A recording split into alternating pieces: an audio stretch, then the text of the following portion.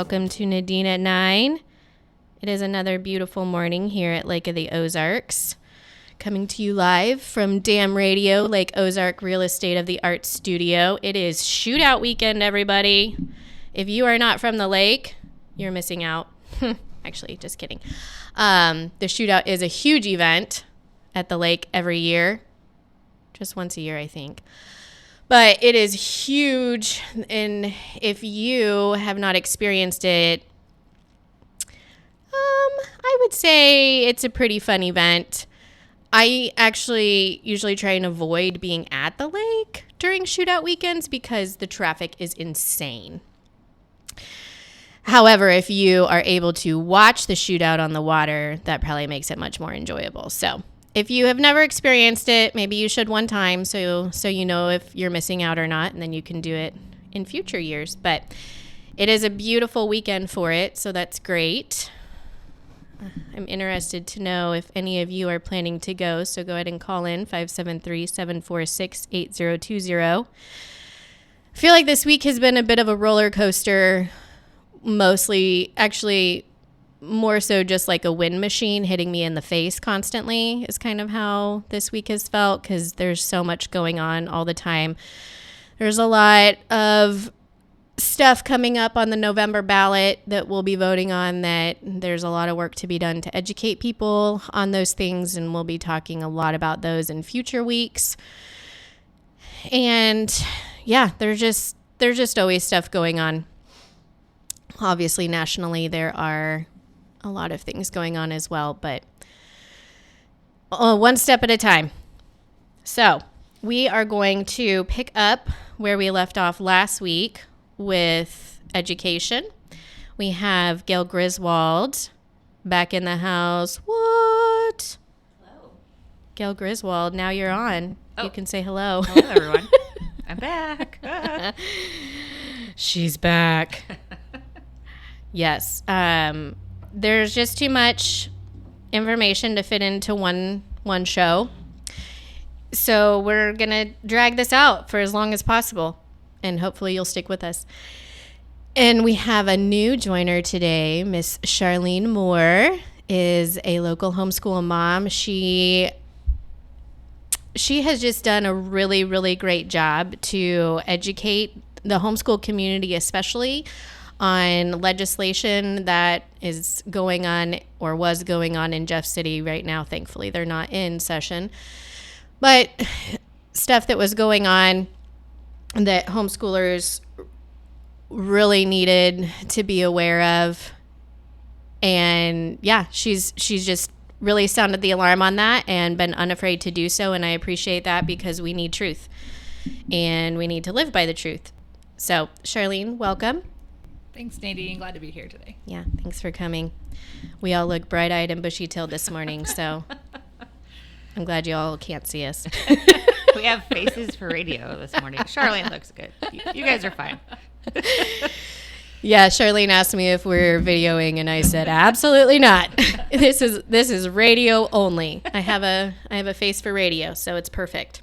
All right. Well, last week Gail talked quite a bit about the 1993. What was it you called it? The 93 Outstanding Schools Act is what's Standing Schools. That's the official title. Right.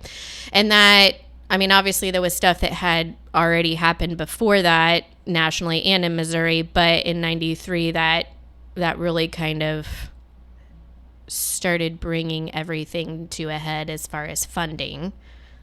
Correct? It just created way more regulation on local schools that the state had never seen before. And that was during a very progressive movement during the Clinton years. There was massive legislation, and then in 1993 just across the United States. Right. Yeah. Yeah. I actually didn't pay that much attention to politics at that point in my life, because I think I was 8. Right. No, it's the only reason why I know is because anytime I see anything pop up, for some reason, maybe 50% of the time, it's from 1993. Uh-huh. That's how I feel about the early 1900s and Woodrow Wilson. Mm-hmm. You know, it's kind of like, oh, yep. Whenever any bad amendments went through, it was during Wilson.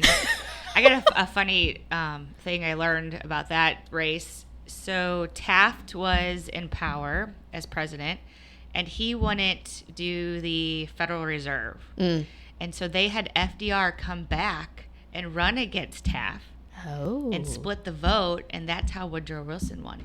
Oh, I actually just heard that on a podcast series that I was listening to. I learned that in a book that was actually analyzing the Tragedy and Hope book. Okay. Interesting. So, yeah, I thought that was it. So we see that now. Will they'll run 3 or split the vote? So yeah, they've been tricky for a long time. Speaking of, do either of you know if Kennedy actually bowed out yet, or did he? He's supposed to announce. When is he? Oh, I think it's today. He's supposed to say something. We don't know what it is. Because I think he was waiting until after the DNC, the Democratic National Convention, to announce if he was going to withdraw and start supporting Trump. When they had the riots of the Chicago DNC, I think 1968, that's when his father was running, and that's the year that he was assassinated, when Bobby Interesting. Sr. was. Oh, how the turntables turn. Yeah. I'm sure, I can't imagine how he feels through this momentum, but he's been living with it forever. Yeah. Interesting. All right. Well, so this week we are going to talk quite a bit about the MOScholars program. I will not be able to explain it as well as Charlene and Gail, so I am just going to pass it over to Charlene first, and you can just give kind of a rundown of what the program is, and then we'll go into more from that. Okay. So basically we have to go back to 2021, and a lot of us, this was right during COVID and all the legislation that was going on there. So it's kind of hard to keep track of that. We thought that our homeschool statewide organizations like FHE and HSLDA would be there protecting us. And so none of us were really paying attention to that. We were focused on other legislation like SB 51, which caused all kinds of issues where you could sue a business if you feared you got COVID there. And of course that passed, but we were fighting against that year. In the meantime, what we didn't see was they were passing a school choice bill. And when I say school choice, it doesn't necessarily mean that you can choose where you go to school. It means the government's going to fund where you go to school. So right now you have the choice to go wherever you want. You had the choice back then as well. We've had it for years. But what they did was they changed it so that way there's actually funding now behind it. And you know what we know with every other program out there, what the government funds, the government runs. So here we are. Hang on, I'm going to interrupt you. Yeah, go ahead. Sorry, I interrupt a lot on the show because if I don't understand it, I'm just going to ask the question. So when you say you have the choice to go to any school you want, but I hear people all the time that say like, oh, I'm in this district, so I can't send my kid to this district. Right. And that would be considered like open enrollment is what that would deal with. Okay. So you're more so referring to like we already have the choice to either send our kid to school, a private school, or homeschool. Correct. Okay. Yes. Okay. Go ahead. So, and what they wanted to do that year was open it up that the government would then start paying for private schools and start paying for homeschools. Well, homeschools for generations have known that's a terrible idea. You know, there's the saying, with the shekels come the shackles, and it's true, and that's what happened. So they passed this bill, and in the bill it had this little phrase, and it said the treasurer would promulgate the rules. So anytime you see the phrase "will promulgate the rules," that means they're going to come up with the rules and regulations later. They're going to pull Pelosi. You won't know what's in it till you pass it. And that's what happened. So with the homeschools in particular, the private schools kind of got left out, and we were told that they could still be free and do what they want for now. Again, you're going to see that change when we talk about it here in a minute. But with the homeschools, they went after it right away. So Scott Fitzpatrick was the treasurer at the time, and he had the power to go ahead and pull the rules and regulations that he wanted to put on them. So he added, of all things, background checks on homeschoolers. And I've been researching a little bit, and I cannot find another state that has background checks on homeschools.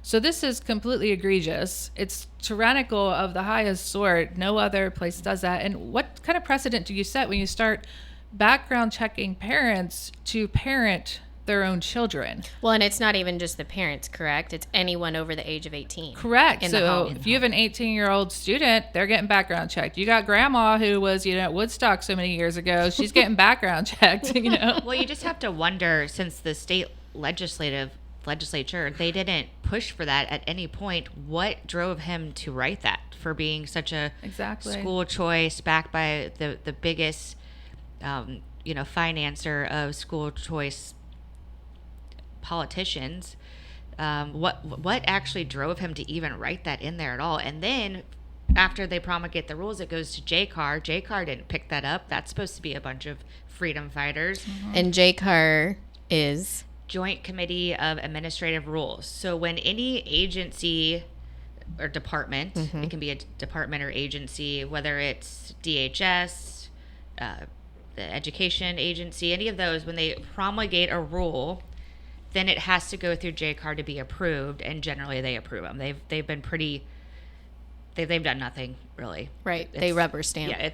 It's been sad to watch that process. Is JCAR elected by the other legislators? They are. They're state representatives and senators that it's a joint committee between the both houses of the General Assembly, and then the chair changes between a House rep or a senator every year, and I would assume the speaker, whoever does committee appointments, appoints. Okay, that's what like the pro tem and the Senate and the House speaker of the House. Okay, all right. So we're at promulgate the rules, and lastly, it's bipartisan. There are Democrats and Republicans. True. Yes. On that. Right, but they're just rubber stamping it all. Right. So it just all gets thrown through. So that's just one of the rules that were made. Other rules were, we have requirements as homeschoolers in general to do 1,000 hours and keep logs and things like this. And now they're going to require them to actually turn them into somebody. And again, that's going to be based on someone's perception. Is this good enough? Is this enough material, or do we need more? Do we, not include this curriculum? We don't like this one because it might be Christian, this, that, or the other. But they also have to order their curriculum through Class Wallet. And it has to be through a Class Wallet approved vendor. So Class Wallet is a digital banking account. And everything goes through them. And then Class Wallet determines which vendors are available to purchase through. Well, the whole first, second, maybe third year, I can't remember exactly, there's no Christian curriculum on there whatsoever. And that is what a lot of parents use as homeschool parents. So we use different ones like Abeka, that's not on there. Good and the Beautiful, that's not on there. None of this is on there. So they want us to use their curriculum, this public school curriculum. I mean, what does that really leave us? It doesn't really leave us an education at all. And this is what they want us to pay for. And so what it's doing is it's just sending more regulations, more restrictions on the homeschools. This isn't what we want. We just want to be able to be free to raise our children in the fear and admonition of the Lord if we see fit to do that. And have what we need to do to help our kids in their own unique learning environments. So one child might need more help than another, and one child might be able to breeze through things quickly, and that's not going to be available through programs like this. When it was all said and done, last year there were only 13 students who even were enrolled in this program, and it was through the biggest cities. So when they first passed the MOScholars program back in 2021, it was only for cities like Columbia, St. Louis, Kansas City, Springfield. They had to have a certain population. So it was restricted to those areas, but again, those are the biggest areas in the state, and yet only 13 students signed up, which tells you how popular this is. It's not popular at all. People don't want this. The homeschools don't want this. We want it to go away. If we go back to the original bill, this wasn't through the promulgating of the rules, but in the actual bill itself, it also has standardized testing in it now for homeschools and the private school students who are taking it. This is new and unprecedented.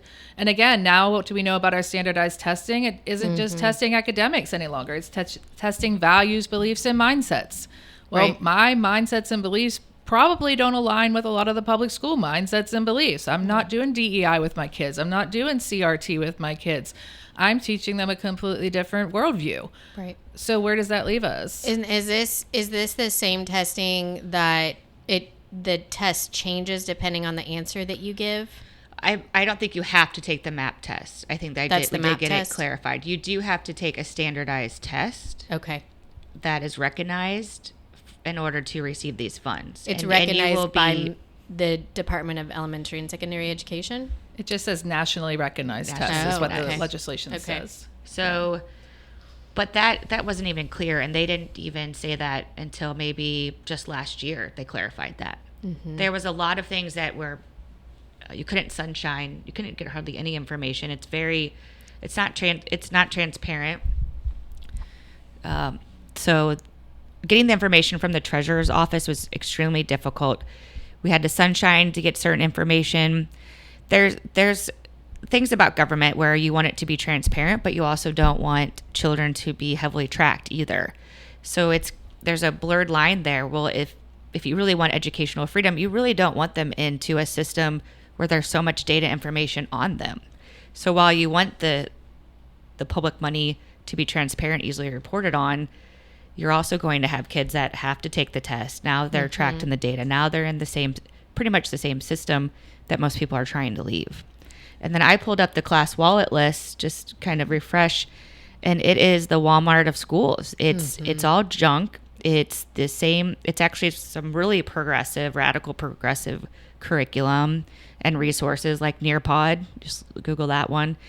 And so you're not really getting, so true educational freedom advocates want what Charlene is talking about, where it's classical education, where it's a biblical worldview, and you cannot get that through this program. Right. And so they're really selling something that's, it's not good. It's not better than the public education. Right. It tends to be as woke and as leftist as what we're already dealing with, which is why parents are pulling their kids from school.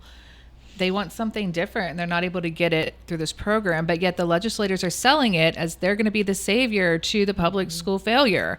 And actually, it's just the same thing. You're just doing it in a different location. Right. They're creating a different type of homeschool. Right. So eventually, the homeschools will be treated the same. You'll have the traditional homeschoolers that are really homeschooling for the right reasons. And then you're having, quote, homeschoolers that are really just doing virtual ed because they don't want to deal with the public ed system, but they still want a computer teaching their child. They don't actually want to sit and take them, and maybe they don't have the time to do it. And it's not the same type of traditional homeschooling. It's really a virtual education. It's a different lane altogether. They're making a fourth lane of education, and it will not be ran by your local elected officials. It'll be completely a public-private partnership, and that's where we get into is that the way it's pretty much unconstitutional. We're moving into a more state centralized education form. Can you explain a little bit about what a public-private partnership is? So a public-private partnership, we see them a lot with economic development and different, different policy and agendas. It crosses all sectors. So it's where a private entity is contracting with the government, but the private entity really has the same protections as the government. And we see that a lot with tort reform. They're trying to, quote, call it tort reform and saying people can sue for anything. And what that really is a cover for trying to give qualified immunity to private corporations. And so we also call it P3, so public-private partnerships. And it's really, a communist fascist model. It's unconstitutional. It's really hard to hold those entities for transparency, and you don't get to elect them. And a lot of times it's just the government giving their authority to another organization to do what the government can't do because of our Constitution. Right. Right. It's kind of a way of, yeah, exactly. The government, it's a way of them not being liable. Right. I mean, just what comes to mind is in a lot of books that I've read that the government hires some kind of private special forces team to go and do something because the government can't get their hands dirty. Right. But right. But they can have this private special forces team go and do something, and then, they're not held reliable. Yeah, and we're seeing that across all sectors, locally, nationally. Interesting. Okay. All right, so let's keep going with MOScholars. And what was really interesting to me when I first was really starting to pay attention to this, somewhat last year, but like a lot this year, I had no idea that MOScholars had already been in place for 2 years. 2021. 2021, yeah. Yeah.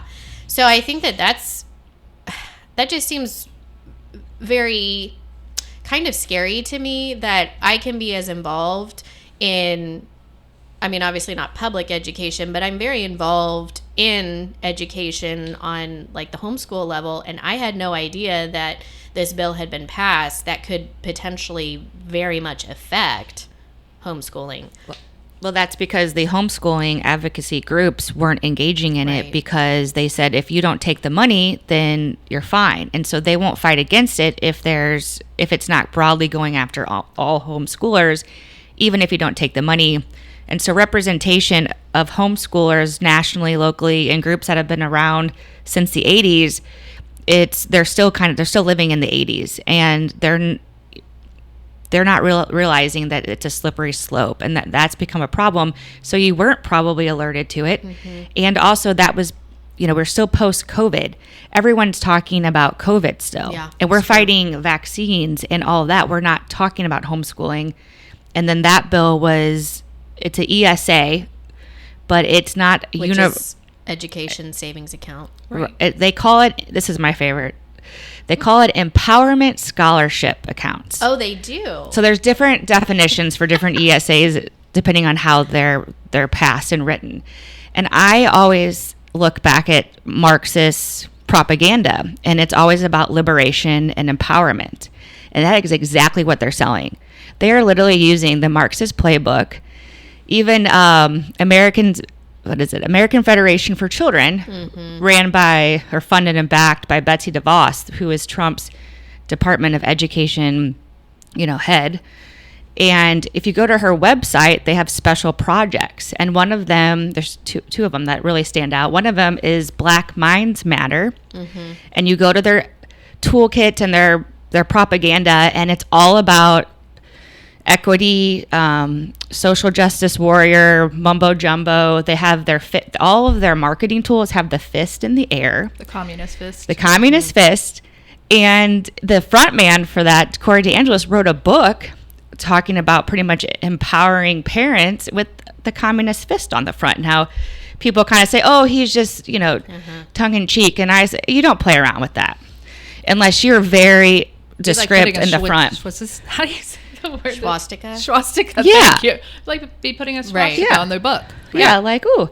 Yeah, it just means, like the Indian version or, So what you have is, unfortunately, in the Republican and conservative right, people that are using the same propaganda of empowerment, liberation, telling them that the government can help them get out of public school. And we have to wake up from that. We have to see those narratives. The government is never going to help you do anything.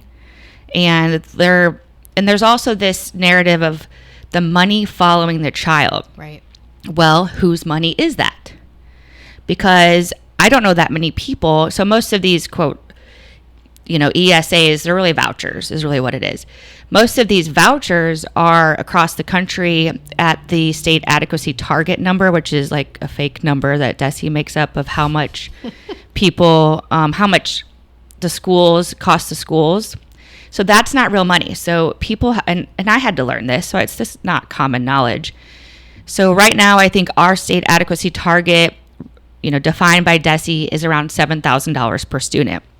Well, the state is not giving $7,000 per student to each school. Camden, I think we got maybe up to $1,500.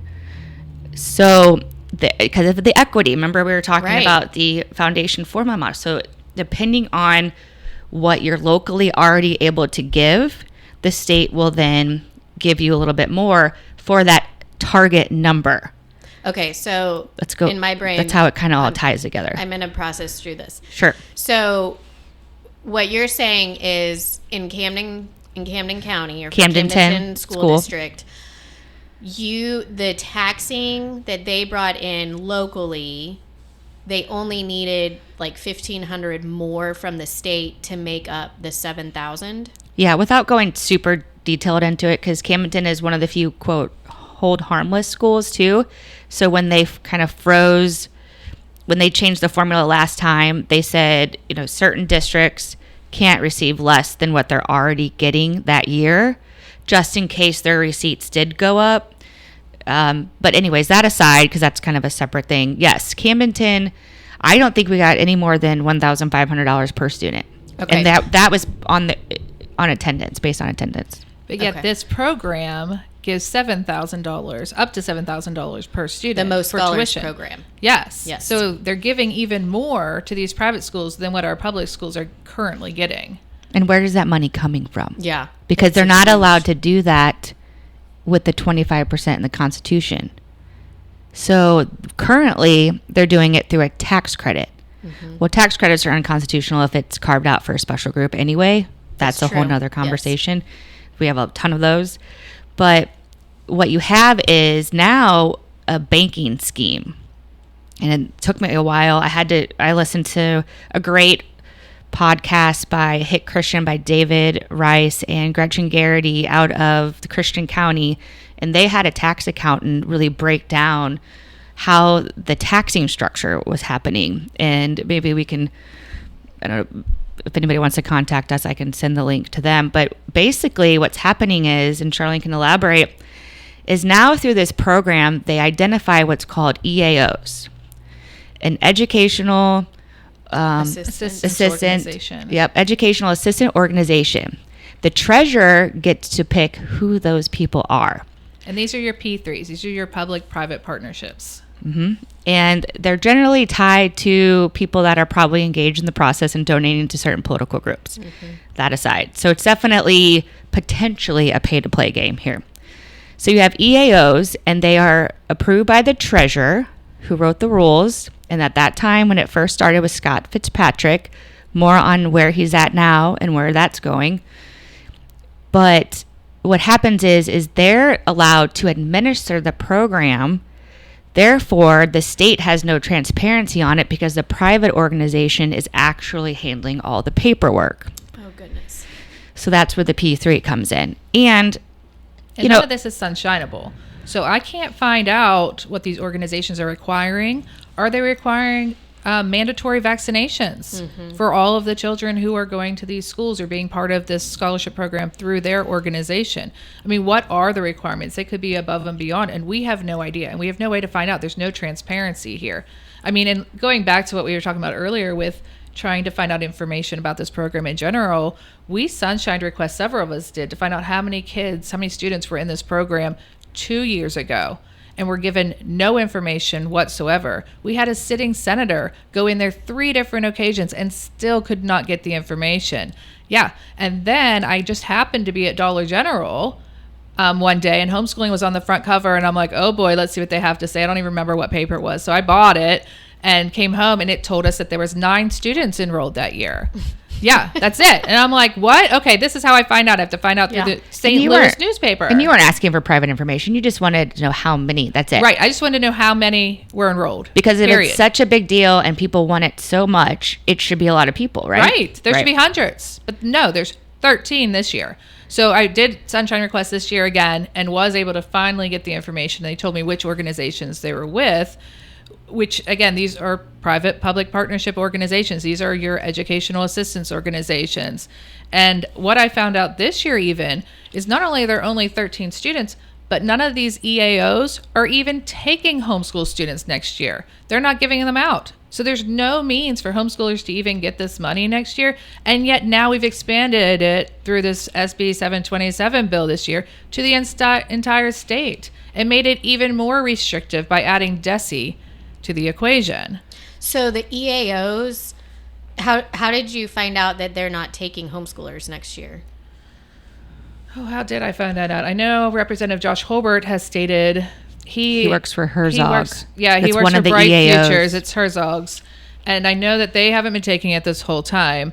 And some of the others we called specifically, we had a team that were calling the different 6 organizations to find out about the homeschool status, and they said they would not be taking homeschool students next year. Even the ones who currently have homeschool students in them, I think they're going to keep those ones that they have, but they're not adding any more to it. Okay, so SB 727, it added this class, FPE, Family-Paced Education, for homeschoolers who took money from MOScholars, correct? Is that right or no? So just to go back for people that are listening, so in 2021, a smaller version of the ESA, EAO programs, we can get into the taxing structure and how that works, was expanded last session in 2024 under SB 727 that you're talking about. And that became a large omnibus with all kinds of other things going on, obviously to get bipartisan support and, try to get as many votes as possible. But the base of that, as far as it handles the MOScholars program, originally it was only carved out for certain areas, and they could only get taxing benefits up to a certain amount at that time. Was it $25 million per region? It was $25 million total. Total, not sure. per region? Okay, so regardless, maybe total, potentially it might total. have been $50 million, and they were able to get $25 million. Because again, like Gail was talking about with the taxing structure, it's really a funneling scheme. So what money that people owe to the government in general that would normally go into the general fund in the state of Missouri instead gets funneled into the MOScholars account. So people who know that they're going to owe money can go to the government, fill out a form and say, hey, I want half of this money going into this other account instead. And they go ahead and give them a tax credit then for it. You can only do up to half of what you owe though. So they've only ever been able to raise money that we were already going to have in the state fund. But they were only able to raise $25 million. They've never been able to do more than that. So this year, even when they expanded the total amount that this program was going to be, they took it from $50 million to $75 million. Check me on that because I might have those numbers not correct.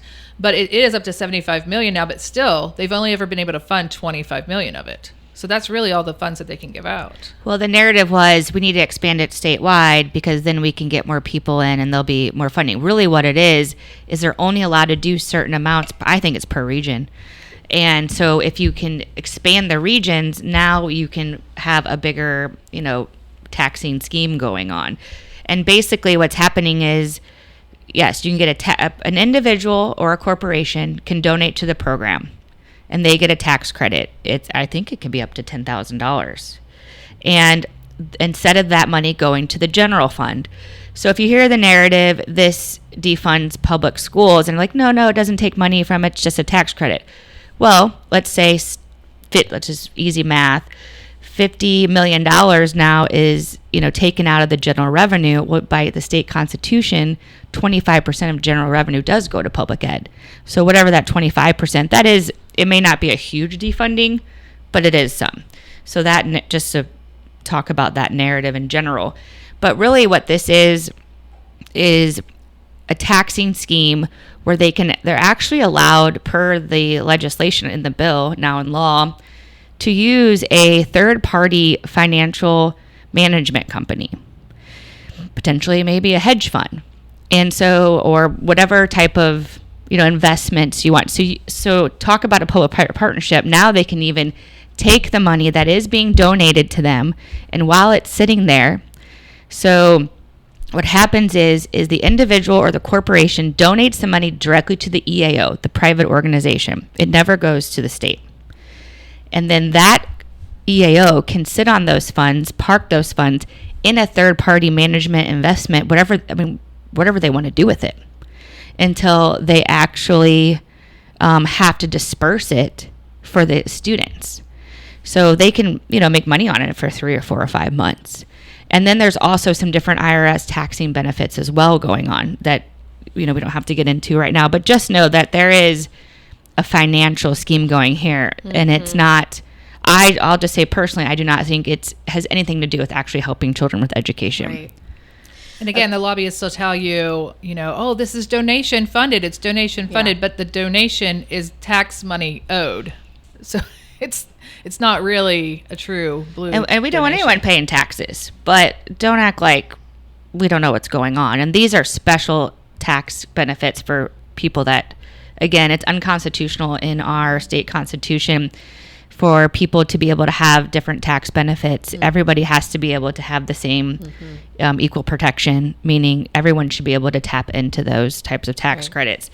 And I guess anybody could donate, so that maybe. But any organization is the thing. Right. If this is just MOScholars, you get the tax credit for that. But if I give directly to my private school, I'm not getting a tax credit for that. If I buy homeschool curriculum, I'm not getting a tax credit for that. And not that we would want them to, because again, then we go into registries and more regulation and everything like that. Yeah.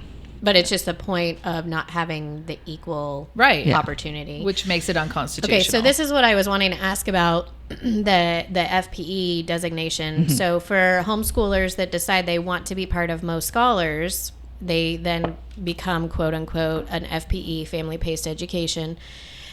But if the EAOs are not taking homeschoolers, then why would a homeschooler become part of the MOScholars program? What? Virtual education. Virtual, I think. But are they going to get any? If the EAOs aren't going to take homeschoolers, then how would any homeschoolers get money? Yeah, and this was my point when I gave testimony at the hearing. Like, if these organizations aren't even taking homeschools, then why are we so dead set on expanding this? And then what they did this year, what you're talking about with the FP, is they changed the entire homeschool law. They put it in a whole different statute. They added another statute next to it called family-paced education. Family-paced education is homeschoolers who take the money, and traditional homeschools are those who don't take the money. Literally no difference in the definition. They think they're protecting us by putting FPE, family-paced education, cannot be considered homeschooling. And we're like, are you kidding me? Like, that's not protection at all. And you can come back any year and change it again, like they're known to do. Right. So now we have these two designations. The one, I guess, is for the 13 students that are involved in the program. But here's the real kicker. So we've already talked about all the regulations that are now on family-paced education, which is still homeschoolers taking the money. That's the only difference. But okay, let's just say, for example, myself, if I'm like, yeah, that sounds good. I want to get $7,000 or $6,000 for my student, which, by the way, it does not cost $6,000 to homeschool your kid. Oh, no, not at all. So if I wanted to become a part of this, so I get signed up for MOScholars, and I have to go through all of the regulations with it, background checks, getting class wallet, and all of that stuff. But the EAOs are not taking homeschoolers, then I just went through all of those regulations for nothing. Right. Okay, we have someone calling in, so let's see what they have to say. Hello, you're on the air.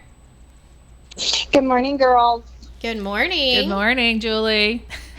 You're supposed to call her out. My bad. Never mind. Good morning. No, I just want to mention that, remember, the whole goal of school choice is ultimately to get rid of homeschooling altogether. So yeah. So when you're discussing why aren't they taking homeschoolers, because they're coming in to regulate all students.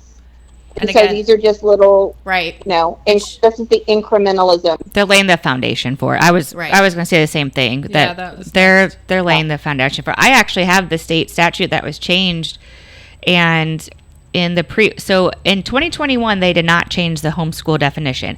This last session they changed the homeschool definition because homeschoolers were pushing back.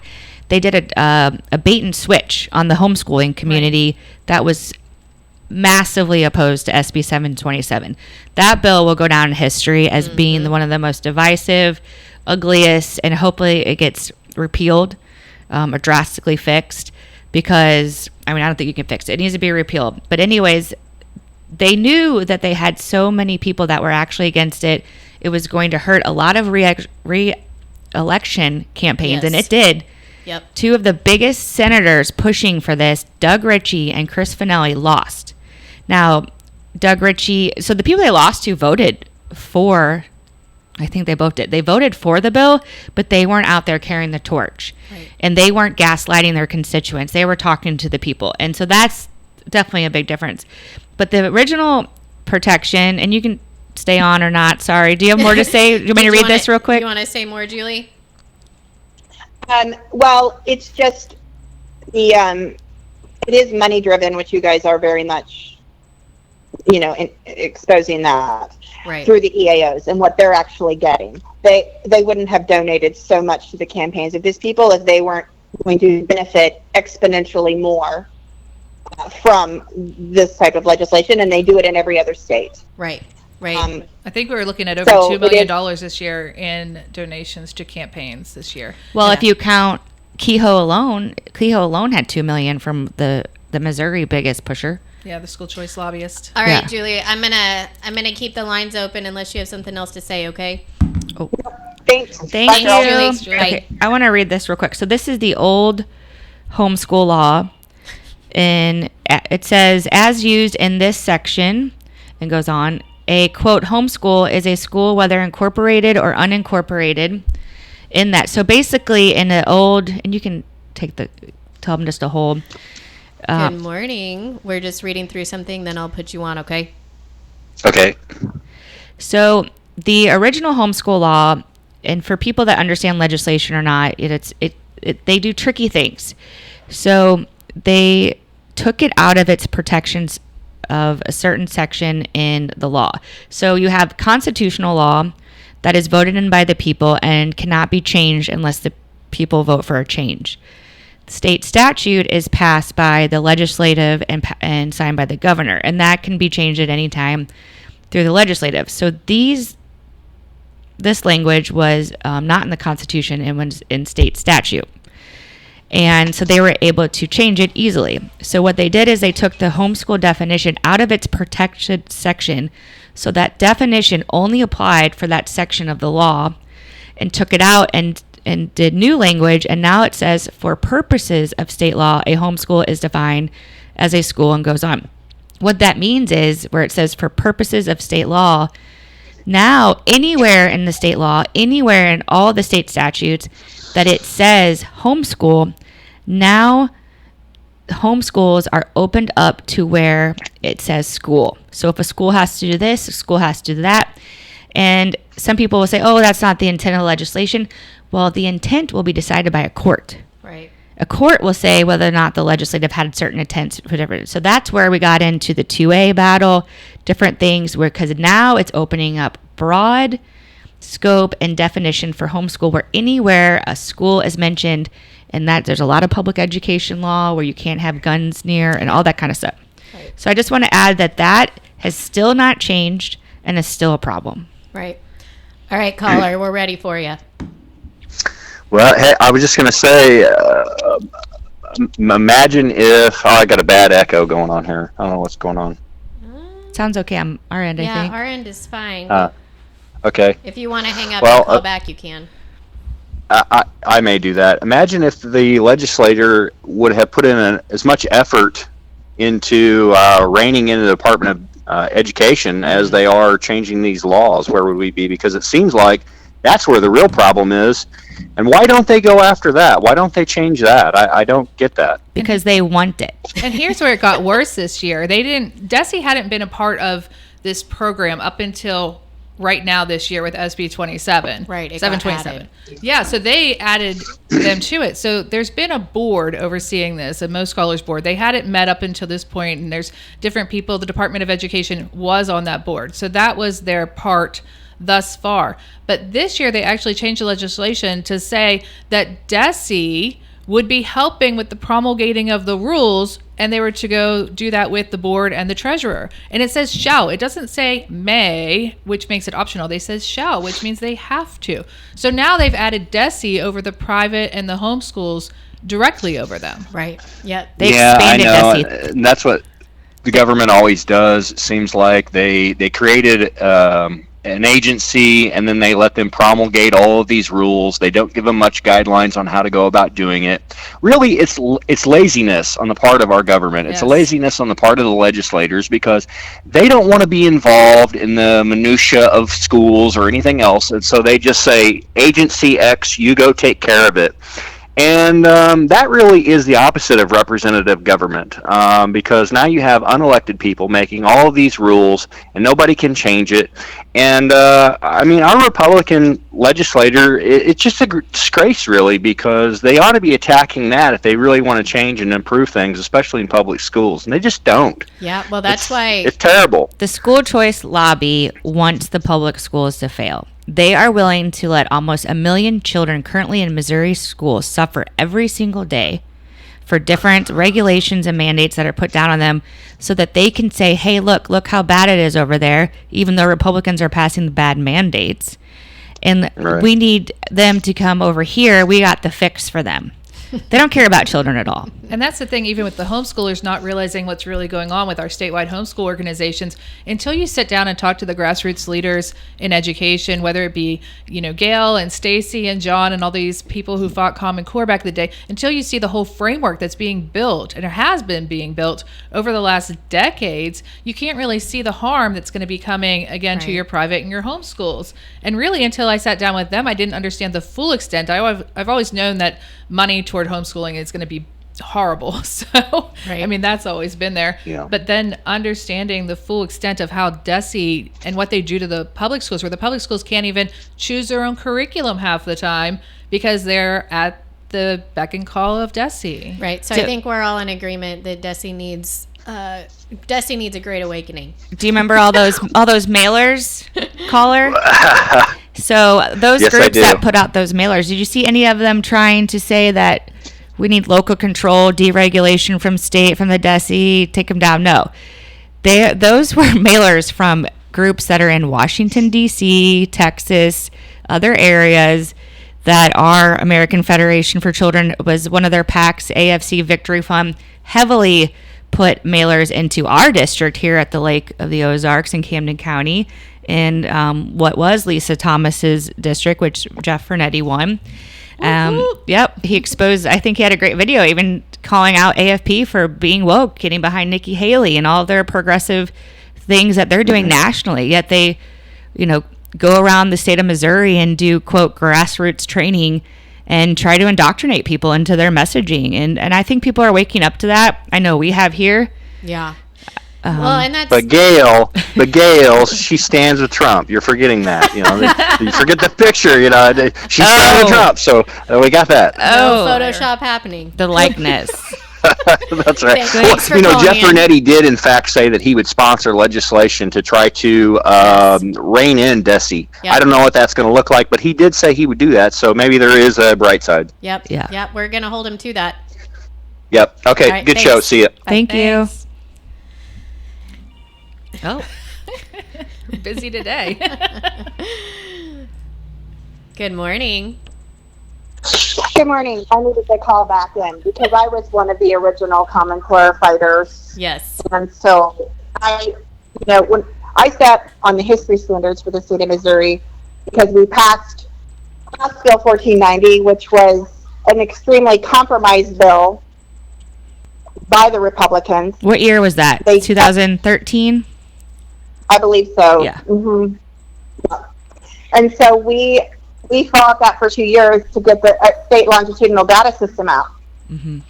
But here's the kicker. So we didn't get what we wanted. It was the data pieces that were the most damaging that Obama gave us under the shovel-ready jobs stimulus to start moving our society into inventory monitoring control and set up a managed economy. It came with Obamacare and then it came with Common Core. The titles don't matter. The technology pieces do. So, and it's still there. It's still there. Yeah, in Missouri. As we sat on our standards, DESE was a part of promulgating the rules. So I am an experienced individual who has worked with a regulatory agency and watched how they collude with not only national but international agencies to subvert our state laws. They continued to keep Common Core standards within Missouri learning standards, which was illegal. They were copyrighted standards, but they needed them in there to keep the testing mechanisms in place. And what did we have with testing mechanisms? Obviously, it was inventory, monitoring, control, attitudes, values, and beliefs, not math. So, you did math problems, but the goal was to start spying on our society. And that's not conspiracy.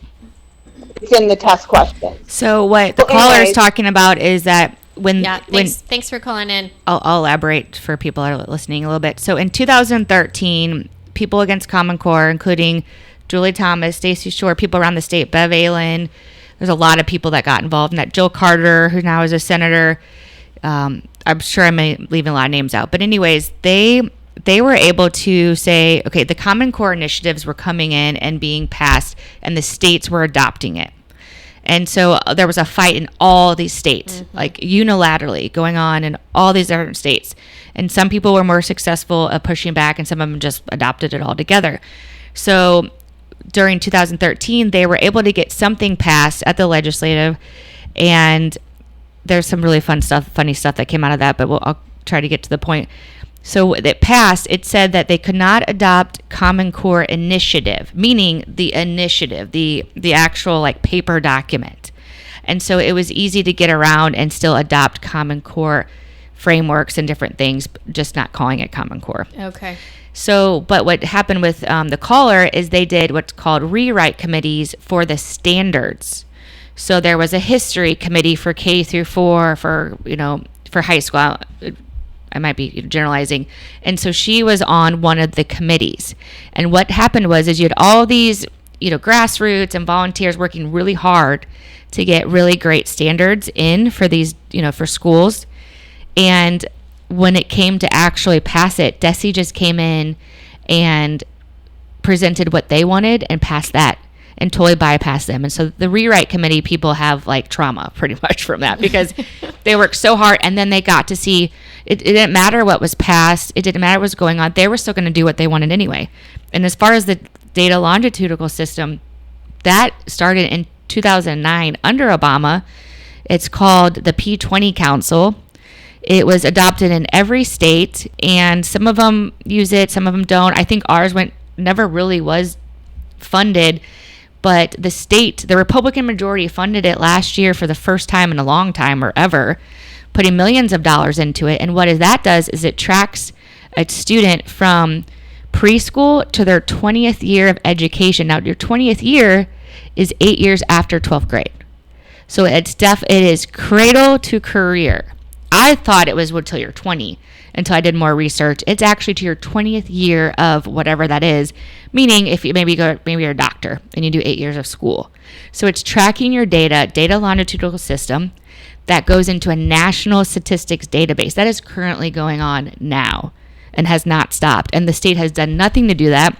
You don't see the big money lobbyists, like the other caller was asking, why aren't they doing anything that? Because they don't really care. They want those students into now a virtual homeschool education model.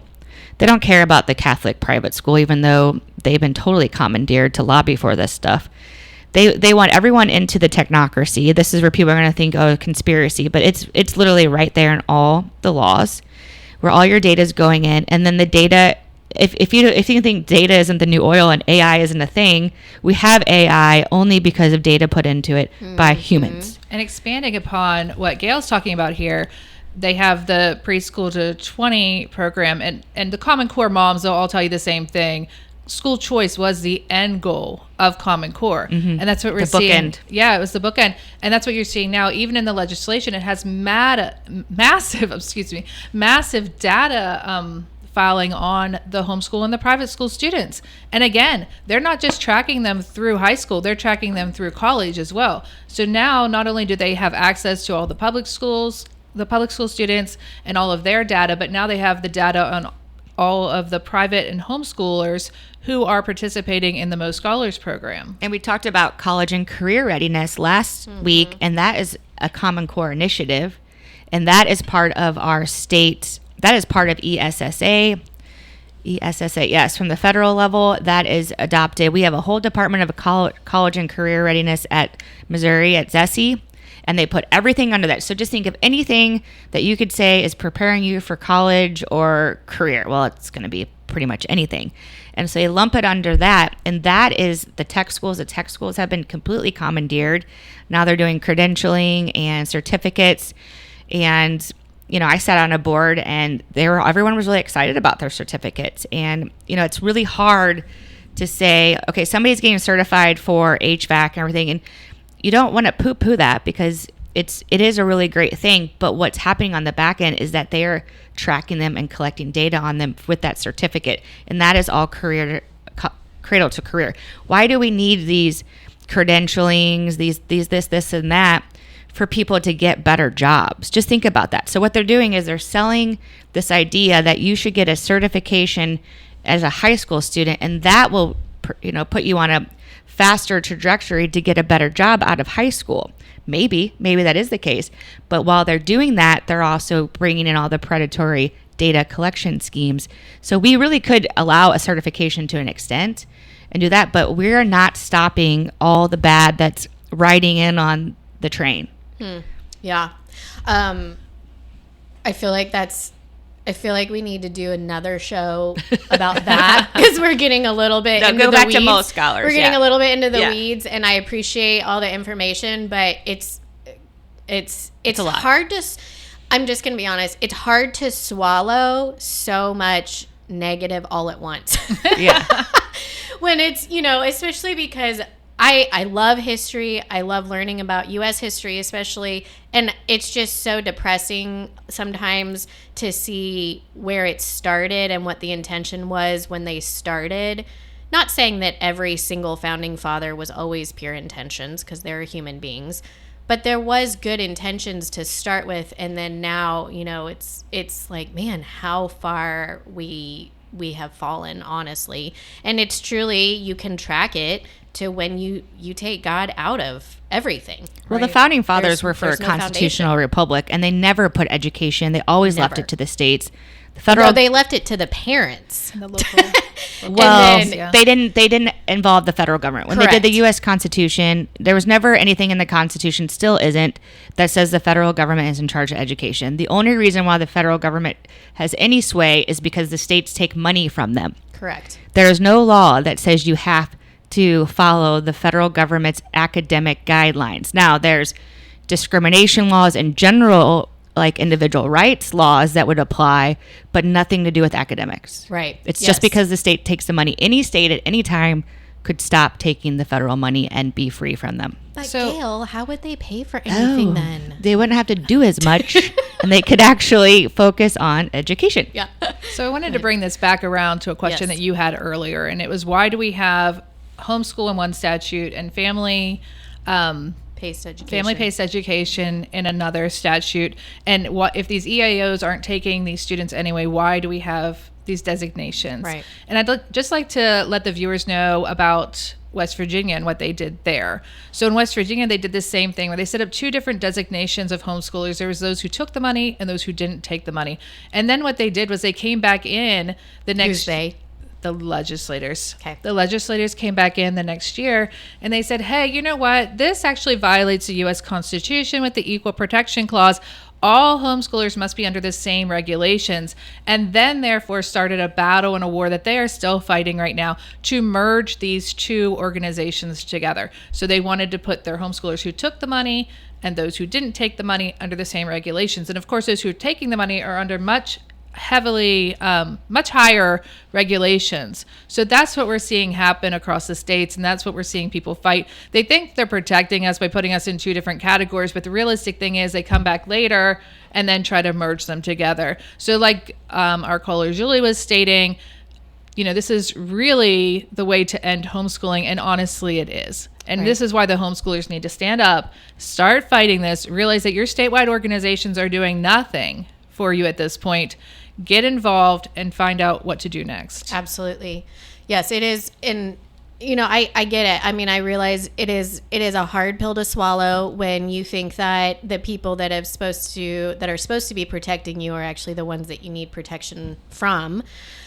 But again, we live in a fallen world, and that's why we need the blood of Jesus, because none of us can do this without him. And so we just have to remember that our hope is in him and what is to come. But while we're here, we are good stewards of this country he's given us and the children that he's given us and the communities that he's given us.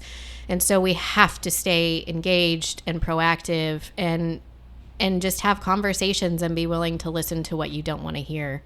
Right. Because that's the reality of it. And, who's hurting the most from it are the kids.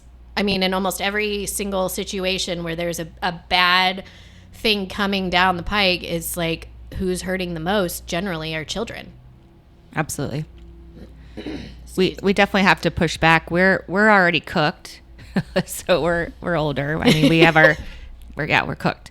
So we have our phones, we have our technology, but we have to, we'll have to balance that with our children. And But at the end of the day, there is a way to continue to push back. As every session, they're trying to pass more and more and more. And we have to get our legislators, our representatives, to get a mindset back of we need to repeal. We have too much regulation. More government laws will never fix anything. The government does not give us freedom. The government does not empower us, no matter how many school choice quote trademark stuff you listen to. This lobbying group is not lobbying for true educational freedom and deregulation. They are pushing for more regulation. They are pushing for public-private partnerships. They are pushing for things that aren't constitutional. It's a workaround. And they're not trying to free the children. They're not trying to help them. Okay, here's a really good example. St. Louis Public Schools is going through a really hard time right now, again, as it does often. And they have had charter schools in that area for years, probably more than a decade. And they've been in the region for ESA since 2021. Well, their charter school scores and everything else are worse in some cases than the public school there. So there are already proven cases that is a test market of very failing schools, potentially by their definition, depending on how that looks. Right. That says, okay, school choice is the answer. We have to give options. Well, they've created so many more schools, and there's a ton of charters, and they open and close all the time. There was a school last year that closed a week before the school started, a charter school. And guess who had to pick up those kids? The public school. The public school had to pick up 50 to 100 kids. I can't remember exactly how many, because that charter, publicly funded, privately benefiting school closed last minute and sent them all back to public school. So this narrative that we need more options for students and this or that, we don't need more government options. We need better options. We don't need government options. The charter schools are failing. They're actually bringing in some of the most progressive. We would never get away with what they're doing, what they're teaching at Camdenton. They are teaching teachers, making them go through classes to witness their whiteness. They are doing literally the book, Witnessing Whiteness. And that is all about, recognizing your white privilege and everything. And that is on their website. I can go and click around their websites, and they're talking about... They're not even hiding it. They're not hiding it. And so to act like the public schools are awful, they're woke, they're doing bad things, well, you want to send... Instead of handling that and working through that, and you may never be able to fix that, but you're not fixing that by then going to a P3 where you can't even go and... You don't vote for that board. So right. Most of those people that sit on their boards don't even live in Missouri. Right. Yeah. I mean, I was just talking about this with a friend yesterday. If the government they're not doing their job well with the public schools. So I really have no tolerance for you coming and trying to tell me how I should be homeschooling my child. Right. I mean, I don't have any tolerance for it in general because my right to raise my child is from God. But especially when you can't even take care of what you're supposed to be doing, maybe just focus on that first. But I mean, like you said, the ultimate goal really is to just have control over all of it. Mm-hmm.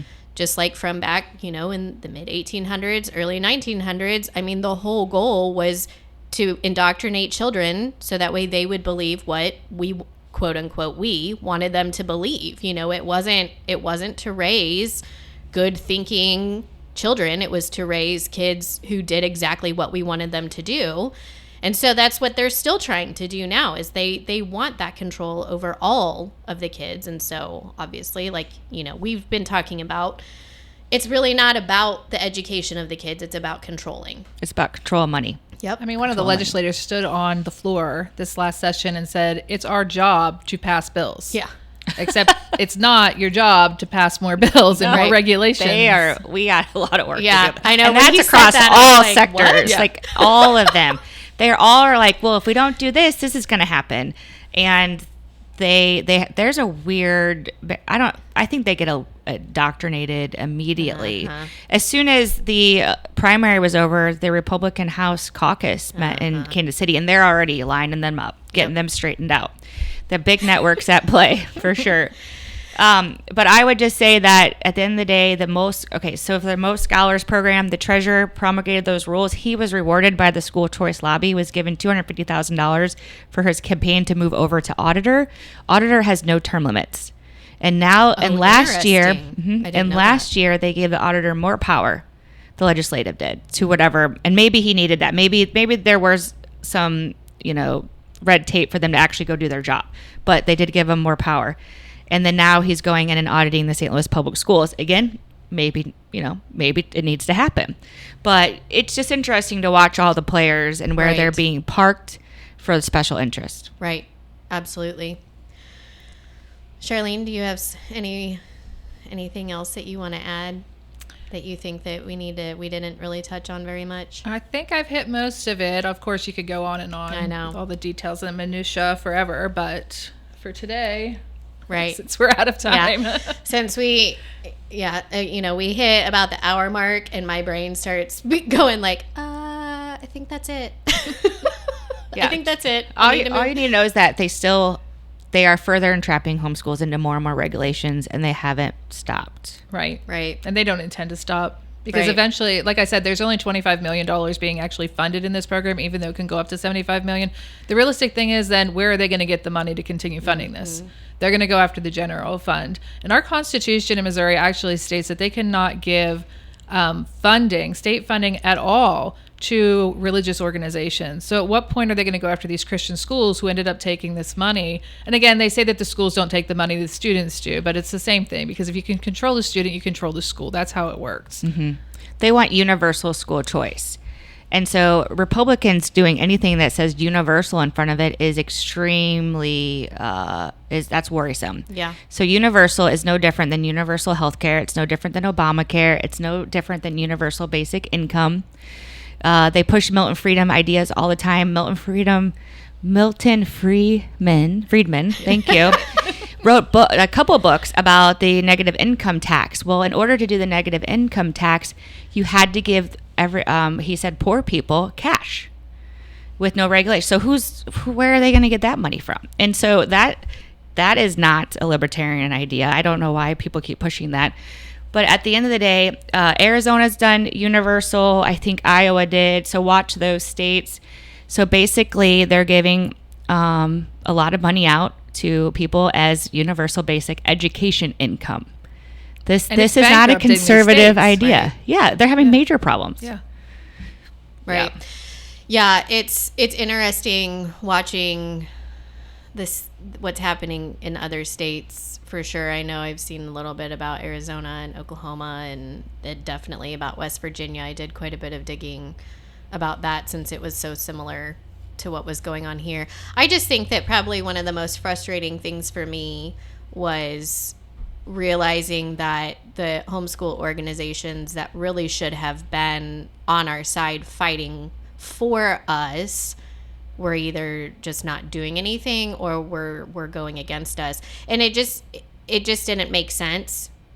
I mean, you can give reasons why you would think that they would do it, and that might be true, but it's just, in my black and white brain, it's like, it doesn't make sense. Like, we have all of this factual information and you're still supporting legislation that is harmful. Right. And so the homeschoolers this year, those who are actually engaged, involved, knew what this legislation was, can actually read the legislation, understand it, ended up going to the grassroots organizations and said, hey, we need your help. And so whether it be, simply here in Camden County, even our Camden County commissioners put out a resolution supporting the homeschoolers and going against the government-funded school choice narrative. The Camden County Republican Central Committee did the same thing for us here in this county. I mean, this county obviously is unique in many ways. But then we had organizations, whether it be SCC Parents, which is St. Charles County parent organizations. I mean, there was a lot of them, Liberty Link, I could go on. And they put out a whole resolution stating, hey, we're against this. And the entire grassroots network was against this, and still we couldn't get our homeschool organizations on board. Because the larger homeschool, well, there's one that's Missouri, but the one that's more national, I mean, they've all been commandeered. Yeah. They've been around for a long time. They've been infiltrated. they might like the controversy to keep themselves going. Who knows? We see that with the pro-life issue potentially. That's debatable, right? So at the end of the day, when your representatives aren't responsive to you as constituents, right, then we're gonna vote you out. Yep. And that's what happened. Lisa Thomas did not listen to the local homeschoolers. She lied. Vernetti was already running, so it's not like he did that on his own, and good for him. But that was really the icing on the cake there for her, because she already wasn't really doing anything locally that most of us aligned with that are active. And for her to just blatantly lie to the homeschoolers in our area and being told potentially behind the scenes, it just seemed this way, that she would be protected during election time. Right. And sure enough, they put out 14 to 20 mailers for her, thinking that that's the way they think that they can win, by doing mailers. And that is an antiquated old, it worked. It's not working anymore. Mm-hmm.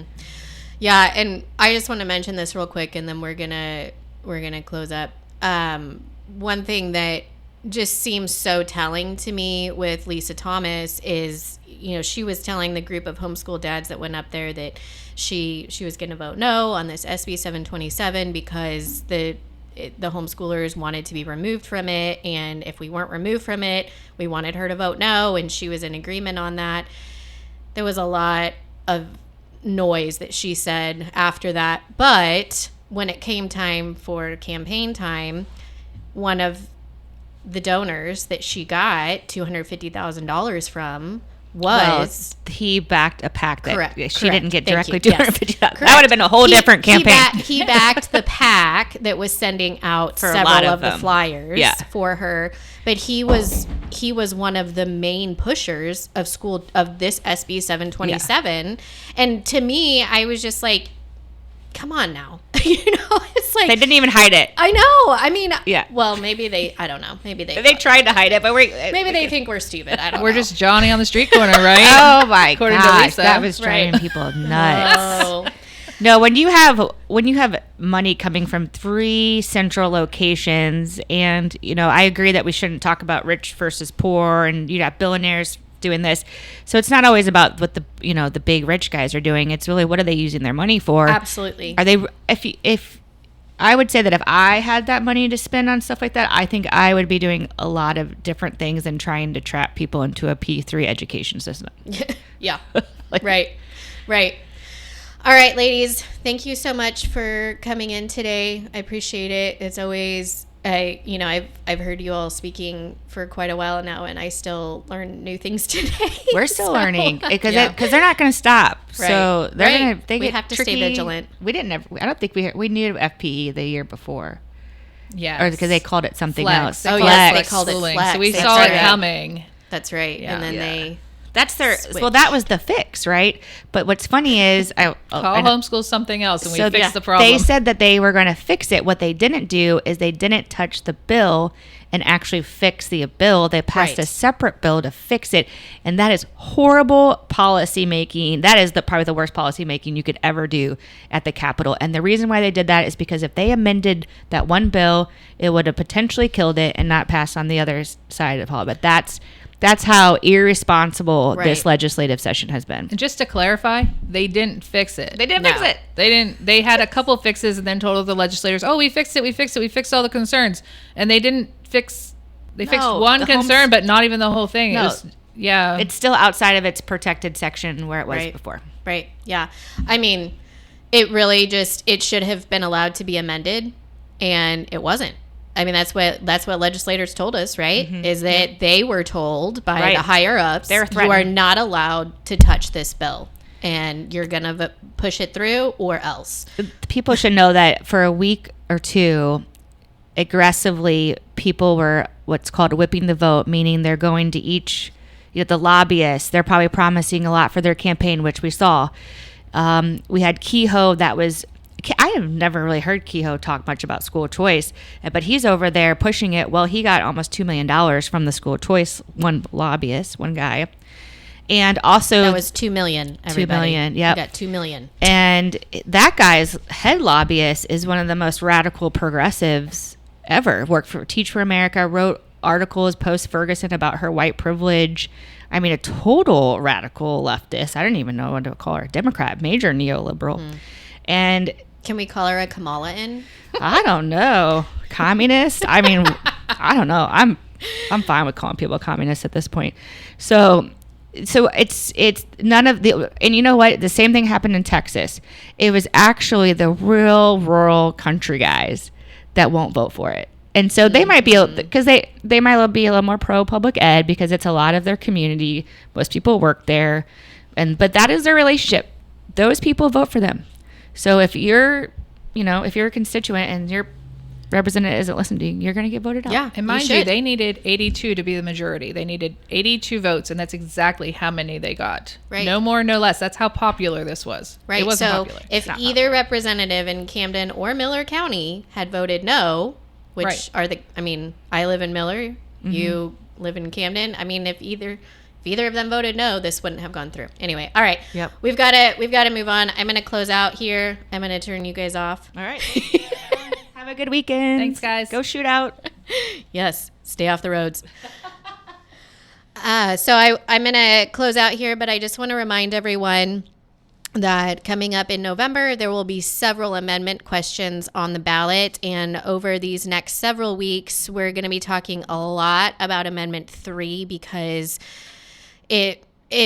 someone in a chat group I was in, I think, said that it would be a tragedy for our state. And that's probably the best way to explain it, is that there's so much packed into it that it really would just be an overall tragedy for our state.